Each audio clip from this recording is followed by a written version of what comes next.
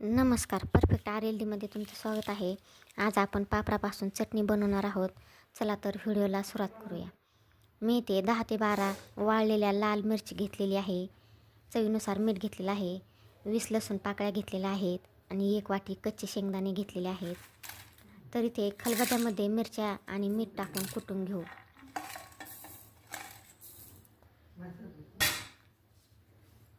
जास्त बारीक पण कुटायचं नाही, आपल्याला जाडसरच ठेवायचं आहे.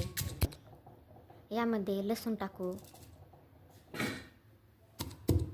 आणि कुटून घेऊ. इथे तुम्ही पाहू शकता, मी जास्त बारीक केलेलं नाही, असंच आपल्याला जाडसर ठेवायचं आहे. यानंतर यामध्ये कच्चे शेंगदाणे टाकू आणि कुटून घेऊ.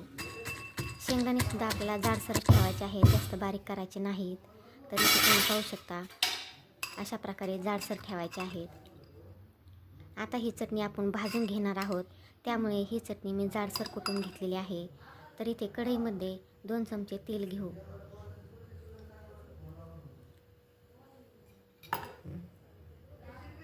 त्यानंतर त्यामध्ये चटणी टाकून परतून घेऊ.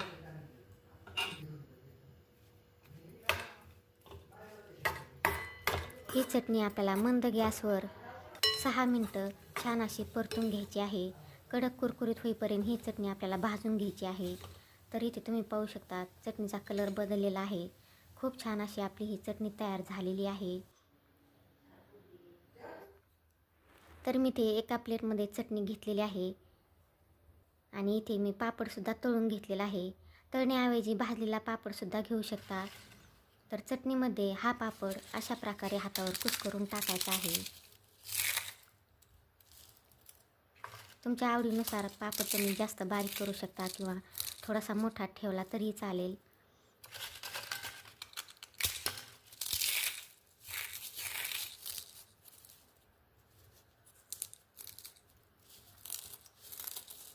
येथे मी सगळा पापड कुस्करून घेतलेला आहे.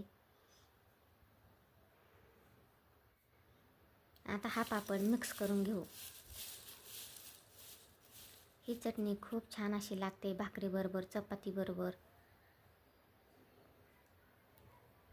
व्हिडिओ आवडला तर लाईक करा, शेअर करा, सबस्क्राईब करा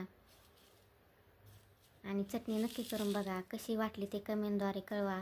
चला तर पुन्हा भेटूया पुढील एका अशाच रेसिपीमध्ये.